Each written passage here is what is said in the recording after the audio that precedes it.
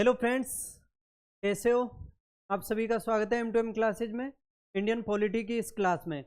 दोस्तों, पिछली क्लास में हमने पढ़ा था संविधान सभा के बारे में। उसमें हमने संविधान सभा के निर्माण के बारे में देखा था। उसके अलावा उसमें क्रिप्स मिशन को देखा था, कैबिनेट मिशन को देखा था, और जो अंतरिम सरकार का मंत्रिमंडल बना था उसको अच्छे से समझा था। तो देखो, आज देखेंगे हम संविधान के निर्माण के बारे में। क्या कुछ संविधान सभा की उसमें भूमिकाएं हुई, सब कुछ अच्छे से समझेंगे। तो देखो, संविधान सभा की बैठकों से स्टार्ट करेंगे आज की इस क्लास में हम। ठीक है, तो सबसे पहले हम देखते हैं क्या पढ़ेंगे। संविधान सभा की यानी संविधान की कार्य प्रणाली, संविधान सभा की कार्य प्रणाली यानी संविधान सभा की बैठकें। तो पहला टॉपिक रहेगा आपका संविधान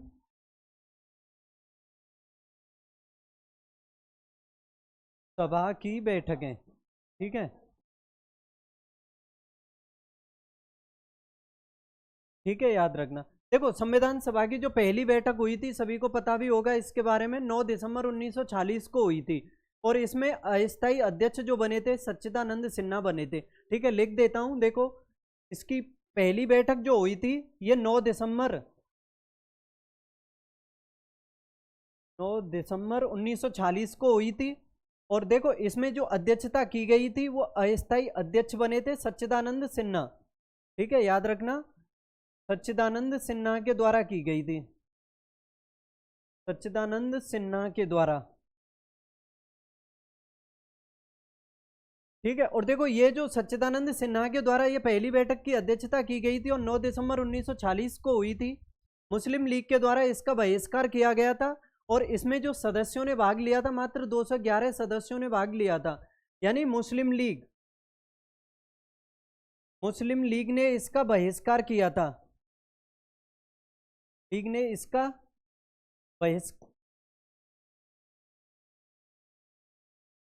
बहिष्कार किया।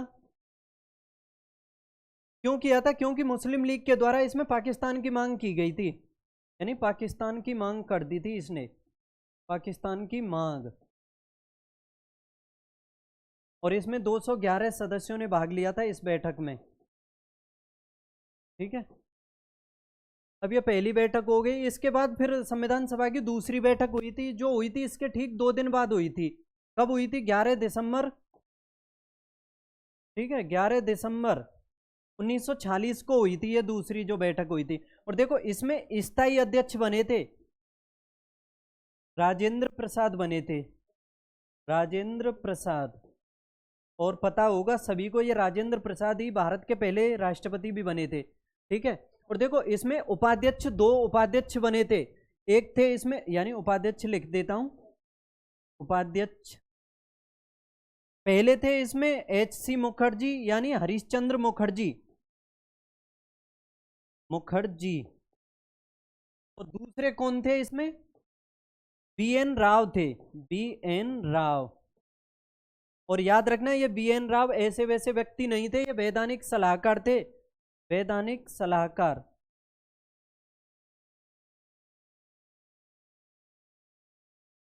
ठीक है, याद रख लेना, इन्हें अच्छे से समझ लेना।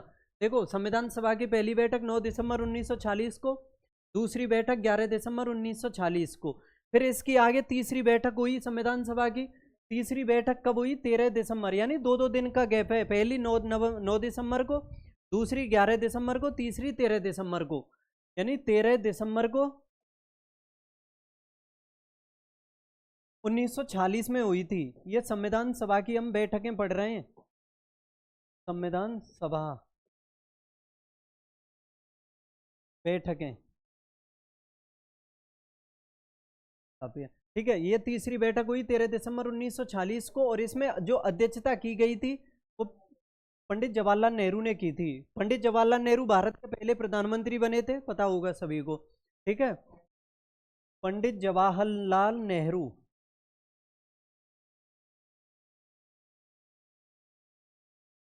नेहरू। और देखो, उद्देश्य जो प्रस्ताव था वो नेहरू के द्वारा इसी सभा में, इसी में यानी बैठक में पेश किया गया था। यानी उद्देश्य प्रस्ताव पेश किया गया, यानी इसे कह सकते हो उद्देश्य का, उद्देशिका इन्हीं के द्वारा पेश की गई थी। और यही जो उद्देशिका है आगे चल करके संविधान में यानी जो वर्तमान में है ये प्रस्तावना बनी थी, प्रस्तावना। और इसी को कहा जाता है संविधान का कुंजी नोट, प्रस्तावना को याद रखना, ठीक है। देखो ये तीनों बैठकें हो गई, अच्छे से समझ लेना। पहली बैठक कब हुई? 9 दिसंबर 1946 को, दूसरी बैठक 11 दिसंबर 1946 को, और तीसरी बैठक 13 दिसंबर 1946 को। यानी ये बैठकें हो गई। फिर इस बैठक के बाद देखा होगा 1947 में भारत की स्वतंत्रता की घोषणा हुई थी। यानी भारत स्वतंत्र कब हुआ था? 1947 को। कोई बता सकता है कि इंग्लैंड के पीएम क्लीमेंट एटली के द्वारा भारत की जो स्वतंत्रता की घोषणा है वो कब की गई थी? बताओ, कोई बता सकता हो तो 10 सेकंड का टाइम है। कब की गई थी भारत को स्वतंत्रता की घोषणा? कब की गई थी क्लीमेंट एटली के द्वारा, जो पीएम थे ब्रिटेन के? और घोषणा में यह भी कहा गया था कि भारत को 30 जून 1948 तक आजाद कर दिया जाएगा। बताओ। लेकिन ये जो याद रखना, घोषणा कब की गई थी, मैंने पूछा है घोषणा कब की गई थी। तो देखो स्वतंत्रता की घोषणा,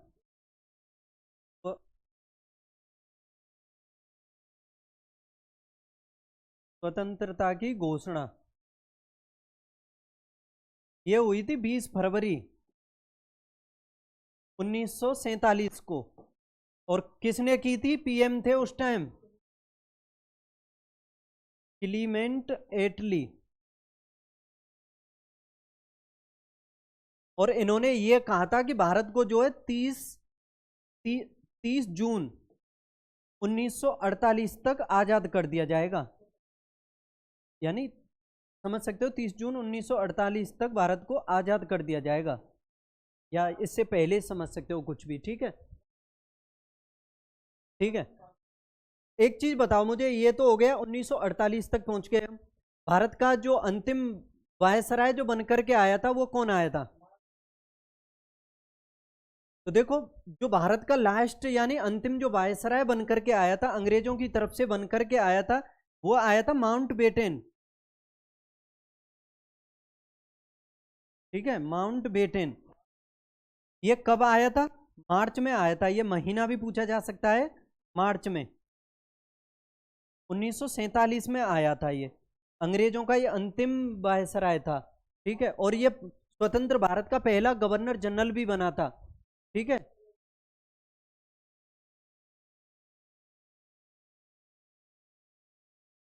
और देखो इसके द्वारा दो योजनाएं पेश की गई थी, एक थी माउंटबेटन योजना और एक डिकीबर्ड योजना।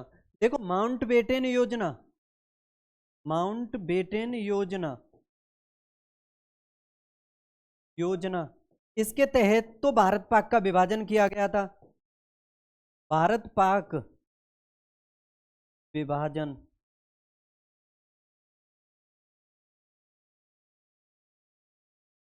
और जो दूसरी योजना बताई मैंने डिकीबर्ड, इसके तहत हुआ था संविधान सभा का विभाजन। देखो संविधान सभा में मैंने पहले पढ़ाया था कितने सदस्य थे। संविधान सभा में सदस्यों की संख्या थी 389, और इसमें विभाजन हो गया तो पाक में कितने चले गए? यानी पाकिस्तान में तो चले गए 90, और 89 में से 90 चले जाएंगे तो कितने बचे भारत में? भारत में बचे 299 सदस्य। ठीक है, संविधान सभा का विभाजन हो गया तो भारत में 299 बचे और 90 चले गए पाकिस्तान में। याद रखना, ये स्वतंत्रता की घोषणा पूछी जा सकती है। ये डेट काफी इंपॉर्टेंट है, कब हुई थी स्टार लगा लेना इस पर। 20 फरवरी 1947 को हुई थी। और ये भी पूछा जा सकता है किसने की थी, तो उस टाइम पीएम थे इंग्लैंड के, पीएम क्लीमेंट एटली। ठीक है, और किस योजना के तहत भारत का विभाजन हुआ, तो माउंटबेटन योजना के तहत। और जो संविधान सभा थी उसका विभाजन हुआ था डिकीबर्ड योजना के तहत। आगे देखते हैं अब नेक्स्ट पेज। देखो देखो ये हो गई। फिर जो क्या बोलते हैं उसको, जो ब्रिटिश पार्लियामेंट है उसमें एक विधेयक पेश किया गया था। ठीक है। और उसकी डेट इतनी इम्पोर्टेंट नहीं है। जो ब्रिटिश पार्लियामेंट में एक विधेयक पेश किया गया था 4 जुलाई 1947 को, जो फिर आगे चल करके बना था भारतीय स्वतंत्रता अधिनियम। कब? देखो 4 जुलाई 1947 को ये विधेयक पेश किया, और ये पास जो हुआ था ना, ये 18 जुलाई 1947 को पास हुआ था, यानी पारित हुआ था। और ये पता है क्या कहलाता? भारतीय स्वतंत्रता, एक सेकंड,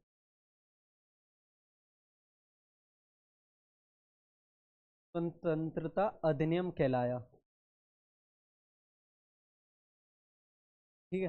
देखो ये अधिनियम काफी इंपॉर्टेंट है और पूछा भी जा सकता है, तो इसके बारे में आपको अच्छे से पढ़ना है। इसके बारे में पढ़ने से पहले या और कुछ ना पढ़ो या जो कुछ पढ़ो, लेकिन इसके जो वो थे ना, क्या बोलते हैं, प्रावधान जो हुए थे इसमें, वो काफी इंपॉर्टेंट हैं। तो प्रावधान पढ़ लेते हैं इसके, भारतीय स्वतंत्रता अधिनियम के।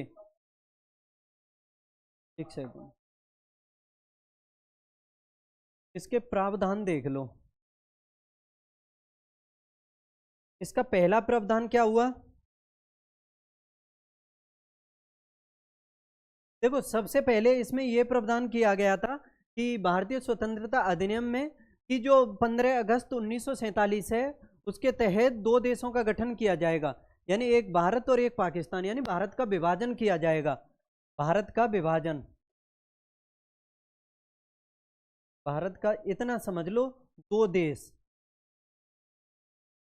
भारत और पाकिस्तान।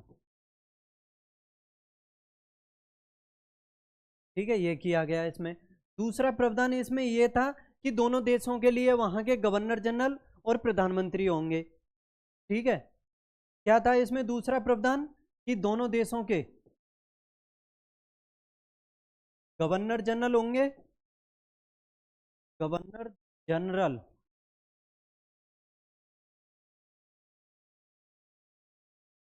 और पीएम होंगे।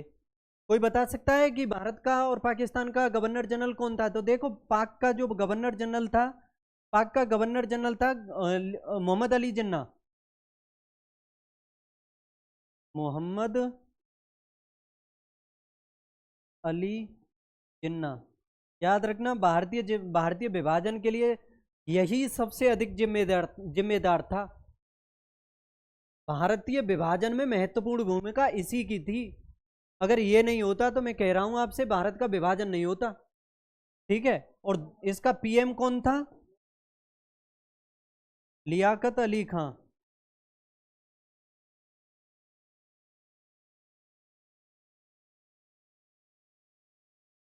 आप मुझे ये बताओ कि अगर आपको ये मोहम्मद अली जिन्ना अब वर्तमान में मिल जाए, जैसे भारत के विभाजन के लिए जिम्मेदार है, तो क्या करोगे इसके साथ? कोई बता सकता है? पता नहीं क्या करोगे। तो देखो भारत का जो यानी गवर्नर जनरल बता दिया मैंने ये।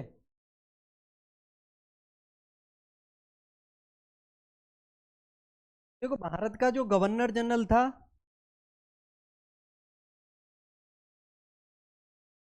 लॉर्ड माउंटबेटन बना, माउंटबेटन। ठीक है, और पीएम बता ही दिया, पीएम तो पता ही होगा सभी को, पीएम जवाहरलाल नेहरू, पंडित।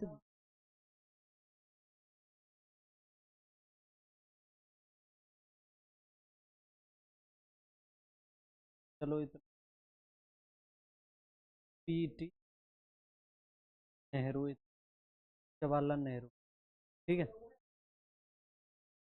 और देखो इसके बाद इसमें ये प्रावधान, एक सेकंड इसी में लिख देता हूँ, जगह है। और देखो इसी में ये तीसरा ये प्रावधान किया गया कि जो संविधान सभा दोनों देशों के लिए होंगी। ठीक है,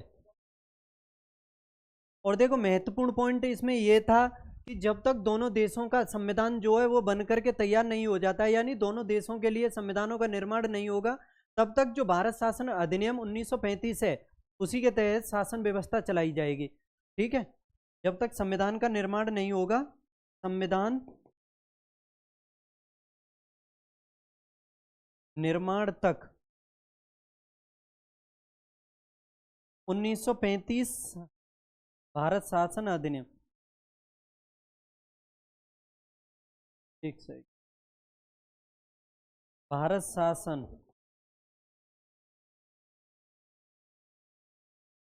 शासन अधिनियम 1935 से चलेगा शासन, ठीक है, इतना समझ लो। और देखो इसने एक चीज और बता दूं, इसी में प्रावधान ये भी किया गया था, जो देसी रियासतें थी, आपने देखा होगा, उन सभी को यह छूट दी गई थी कि वो देसी रियासतें चाहे तो भारत में शामिल हो सकती हैं, चाहे पाकिस्तान में शामिल हो सकती हैं, ठीक है, ये सब कुछ छूट दी गई थी,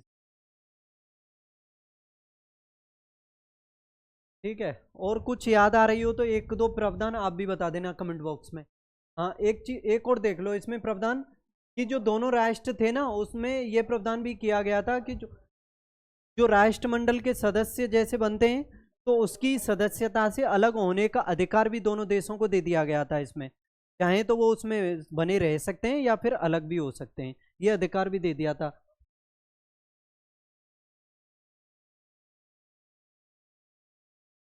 ठीक है, समझ लेना। और संविधान सभा पूरी तरह से संप्रभु निकाय तो थी ही, ये तो आप सभी को पता ही होगा। एक बार और देख लो दोबारा इन्हें, इसके प्रावधान को, यानी भारतीय स्वतंत्रता अधिनियम में जो प्रावधान किए गए, दो देशों के यानी भारत और पाकिस्तान दो देश बनाए गए, इसका प्रावधान किया गया। दोनों गवर्नर जनरल बनाए गए दोनों देशों के लिए, और पीएम भी बनाए गए। भारत का पहला बना governor general Mountbatten, PM Pandit Nehru. Mohammad Ali Jinnah governor general Pakistan का, पीएम लियाकत अली खां पूछा जा सकता है। संविधान सभा दोनों देशों के लिए बनाई गई, ये प्रावधान किया गया उसमें। संविधान जब तक दोनों देशों का बन करके तैयार होगा, जब तक वहां पर शासन चलेगा भारत शासन अधिनियम के तहत। एक सेकंड पानी पी लेता हूं।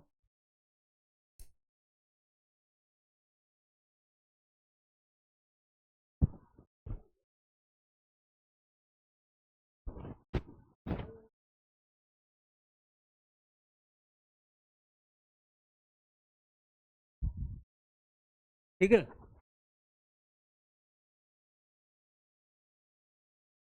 अब आगे क्या देखें, तो देखो अब ये हमने ये बैठकें देख ली अच्छे से, और इसमें ये जो कुछ हुआ ये सब कुछ देख लिया। अब हम मेन पॉइंट पर चलते हैं, यानी संविधान के निर्माण पर, किस तरह से हुआ, क्या कुछ उसमें घटनाएं या किस किस समितियों का योगदान हुआ, किस तरह से बना, कितने देशों के संविधानों को पढ़ा, कितनी बैठकें हुई, कितना खर्चा हुआ, उसमें सब कुछ डिटेल से समझेंगे इसको।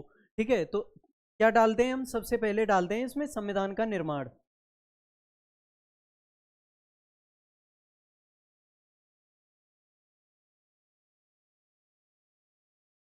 देखो स्वतंत्रता हो गई भारत की 1947 में, तो स्वतंत्रता के बाद संविधान सभा की पहली बैठक कब बुलाई गई थी, ये पहली जो बैठक है ये बुलाई गई थी 29 अगस्त 1947 को बुलाई गई थी, याद रखना। और देखो एक चीज बता रहा हूं, ये जो बैठक बुलाई गई थी 29 अगस्त 1947 को संविधान सभा की, स्वतंत्रता के बाद ये पहली बैठक थी, बताया मैंने, स्वतंत्र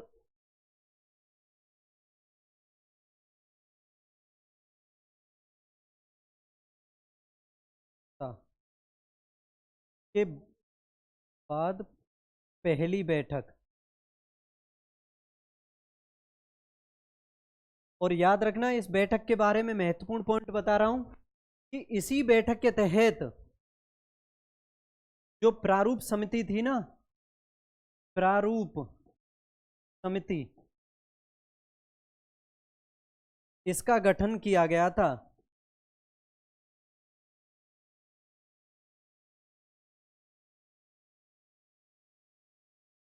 ड्राफ्टिंग कमिटी, ठीक है, इसका गठन किया गया था इसमें, याद रखना। और इसके अध्यक्ष कौन बनाए गए थे, अध्यक्ष बनाए गए थे भीमराव अंबेडकर।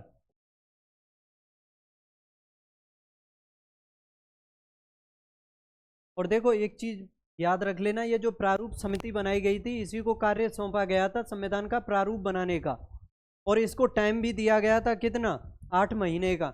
लेकिन इस समिति ने मात्र 6 महीने में संविधान का प्रारूप जो है वो बना करके तैयार कर दिया था। ठीक है, और देखो इसके अलावा भीमराव अंबेडकर के अलावा इस समिति में 6 सदस्य और थे। तो समझ सकते हो इसमें कुल सदस्य संख्या कितनी थी? कुल सदस्य संख्या थी इसमें 7। भीमराव अंबेडकर इसके अध्यक्ष थे। तो भीमराव अंबेडकर के अलावा दूसरे देखो इसमें कौन थे? इसमें पहले जो सदस्य बने थे वो डीपी खेतान सिंह थे, खेतान सिंह। लेकिन याद रखना इनकी मृत्यु हो गई थी। तो देखो खेतान सिंह की मृत्यु हो गई, तो जब मृत्यु हो गई तो उसके स्थान पर कोई तो सदस्य आएगा। तो कौन आया था? याद रखना ये थे टीटी कृष्णमाचारी। कृष्णमाचारी ये तीसरे सदस्य। ये इसमें दूसरे यानी तीसरे सदस्य थे इसमें बीएल मित्रा। इन्होंने रिजाइन दे दिया और फिर इनके स्थान पर माधवराव आए थे। बीएल मित्रा इन्होंने यानी त्याग पत्र दे दिया था। ठीक है, इनके स्थान पर कौन आए थे? माधवराव।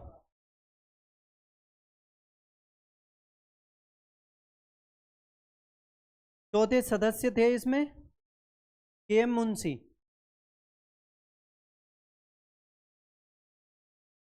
केएम मुंशी। पांचवें थे इसमें मोहम्मद सादुल्ला।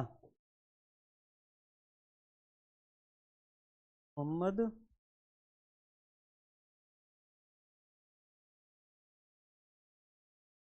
ये पूछे जा सकते हैं। 5 हो गए। छठवें सदस्य थे इसमें गोपाल स्वामी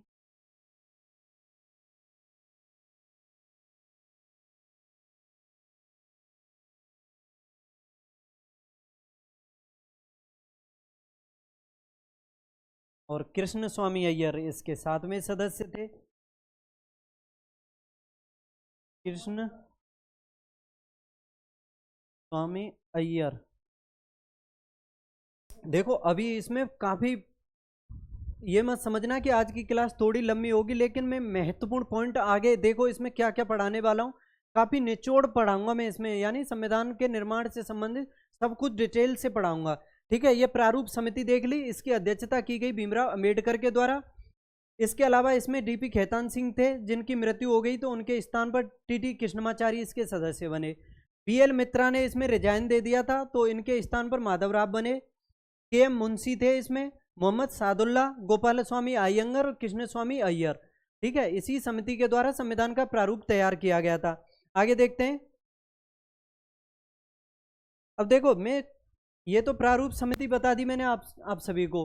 ठीक है, इसको तो आपको पढ़ना ही पढ़ना है, लेकिन इसके अलावा और भी समितियां थी। कुछ प्रमुख जो समितियां थी, यानी कह सकते हो जो प्रधान समितियां थी उसकी, वो भी लिख लो अच्छे से। थोड़ी बहुत समितियां हैं यानी प्रधान समितियां और लिख लो।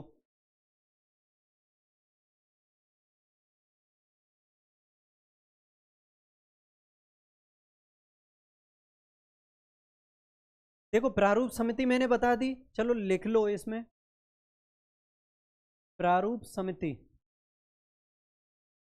इसकी अध्यक्षता किसके द्वारा की गई थी? अंबेडकर के। दूसरी समिति थी इसमें संघ समिति। देखो संघ लग जाए तो अधिकतर याद रख लेना, किसी समिति में संघ का इस्तेमाल हो जाए तो उसकी अध्यक्षता पंडित जवाहरलाल नेहरू के द्वारा ही की गई है अधिकतर। पंडित जवाहर लाल नेहरू। तीसरी समिति थी इसमें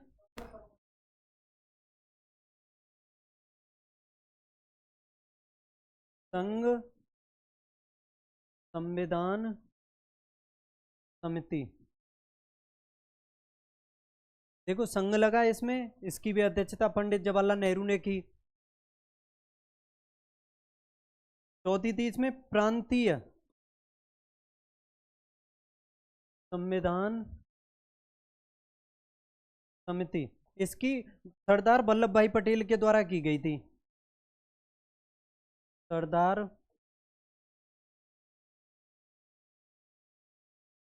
वल्लभ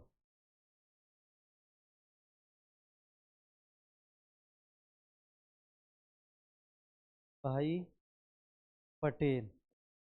अल्पसंख्यक और मौलिक अधिकार, और कौन सी? मौलिक अधिकार, मौलिक अधिकारों की सलाहकार समिति।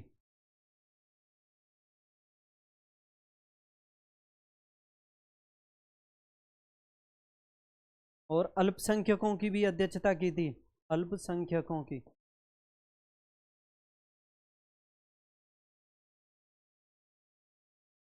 समिति की भी सलाहकार समिति। ठीक है, ये सरदार वल्लभ भाई पटेल के द्वारा ही अध्यक्षता की गई थी। आगे प्रारूप समिति हो गई, संघ समिति, संघ संविधान समिति, प्रांतीय संविधान समिति, मौलिक अधिकारों की सलाहकार समिति, अल्पसंख्यक समिति। और देखते हैं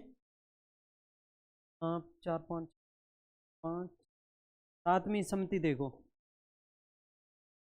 सातवीं समिति है, एक समिति है प्रक्रिया के नियम समिति।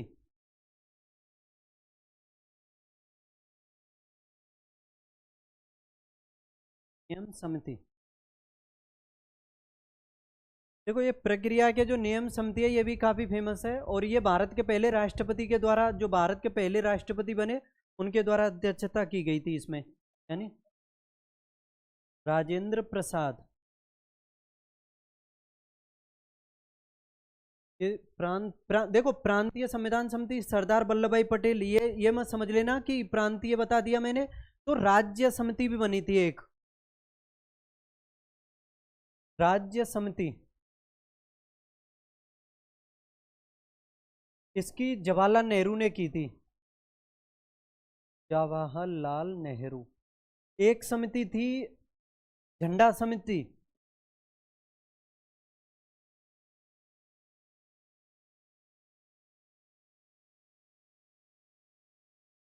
देखो झंडा समिति जो बनी थी ना ये काफी फेमस समिति थी, और इसमें 2 अध्यक्ष बने थे, एक तो अस्थाई और एक स्थाई।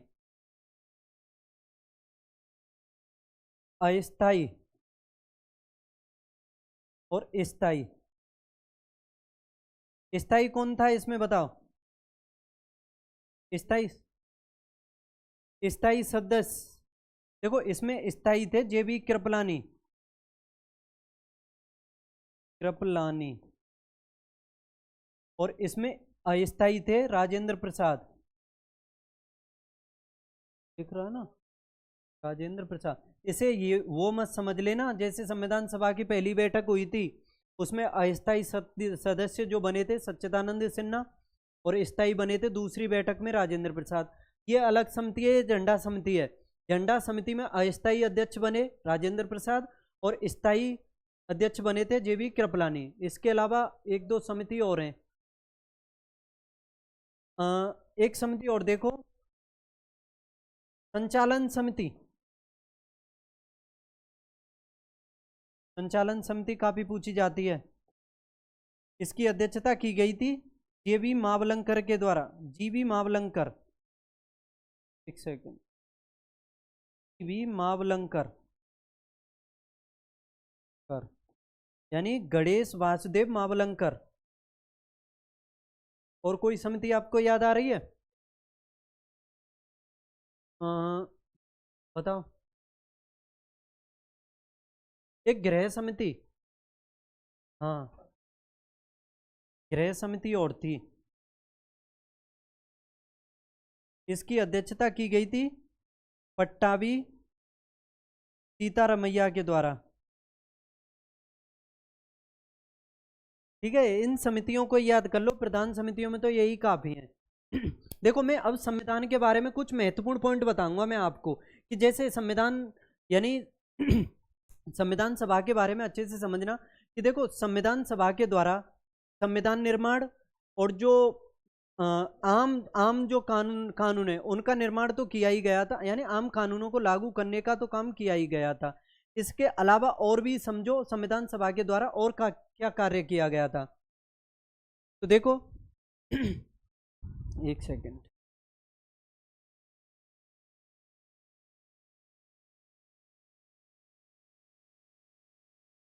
है ना। देखो, संविधान सभा ने संविधान का निर्माण किया, उसके अलावा जो आम कानून थे उनको भी लागू किया। तो उसके अलावा भी महत्वपूर्ण कार्य किए थे संविधान सभा ने, वो समझ लो महत्वपूर्ण पॉइंट है। 1-2 मिनट या 5 मिनट में और हो जाएंगे, लेकिन महत्वपूर्ण पॉइंट बताऊंगा मैं आप सभी को। देखो, 1949 में संविधान सभा के द्वारा महत्वपूर्ण कार्य क्या किया गया था। 1949 में जो राष्ट्रमंडल था ना, राष्ट्रमंडल में, इसमें राष्ट्रमंडल में जो भारत की सदस्यता थी, भारत की सदस्यता, इसका सत्यापन किया था। सदस्यता का सत्यापन। अब देखो, मैं 4-5 पॉइंट बता रहा हूं। बताओ, पहली बात मुझे ये बताओ कि राष्ट्रीय ध्वज जो है वो कब अपनाया गया था, डेट बताओ। राष्ट्रीय ध्वज,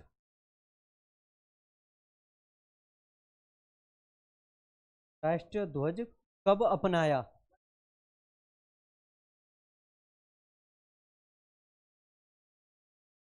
तो ये इसको अपनाया था 22 जुलाई 1947 को, याद रख लेना। और देखो, 3 बातें बता रहा हूं मैं आपको 24 जनवरी 1950 के बारे में। 24 जनवरी 1950 को 3 काम हुए थे। क्या हुए थे? 24 जनवरी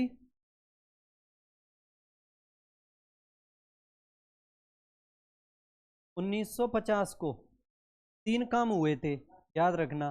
पहला हुआ था, इसमें राष्ट्रगान को अपनाया गया था, राष्ट्रगान अपनाया। दूसरा इसमें हुआ राष्ट्रगीत,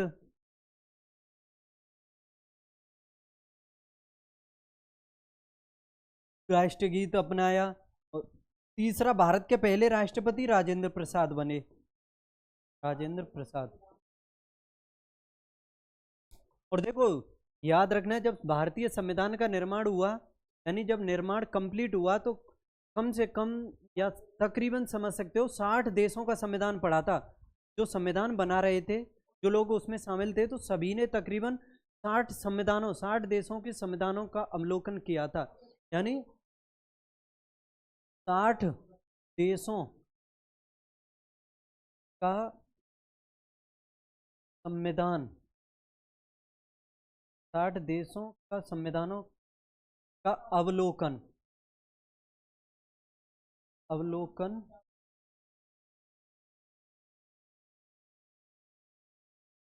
अवलोकन किया।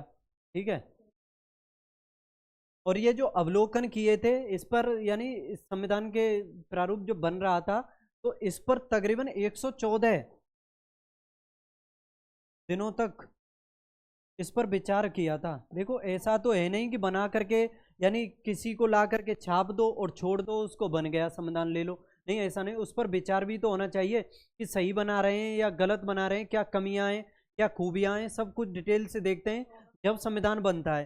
ठीक है। 114 दिन तक इसमें विचार किया गया।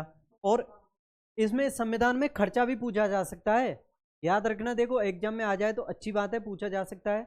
जैसे एसएससी, पुलिस और ये एग्जाम होते हैं, इन सभी एग्जाम में आ जाता है। तो इसमें जो संविधान के निर्माण में जो खर्चा आया था, संविधान निर्माण में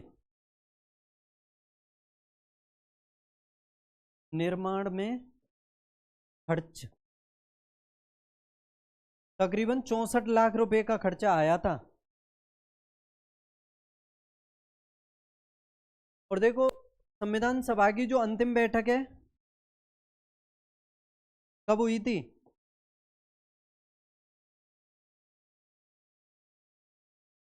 अंतिम बैठक जो हुई थी, ये हुई थी 24 जनवरी 1950 को। ठीक है। और संविधान लागू कब हुआ था? 26 जनवरी 1950 को लागू हुआ था।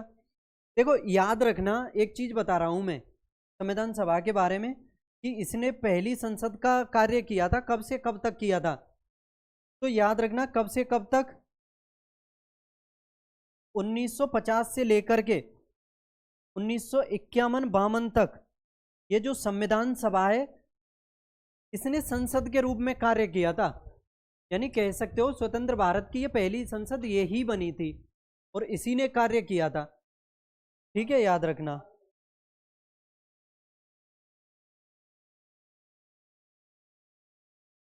ठीक है, तो देख लो, इतना ही काफी है आज के लिए। समझ लो इन्हें दोबारा से कि 1949 को राष्ट्रमंडल में भारत की सदस्यता का सत्यापन किया गया। 22 जुलाई 1947 को राष्ट्रीय ध्वज अपनाया गया। 24 जनवरी 1950 में 3 कार्य हुए, एक राष्ट्रगान अपनाया, एक राष्ट्रगीत अपनाया, एक राजेंद्र प्रसाद पहले राष्ट्रपति बने, यानी राष्ट्रपति।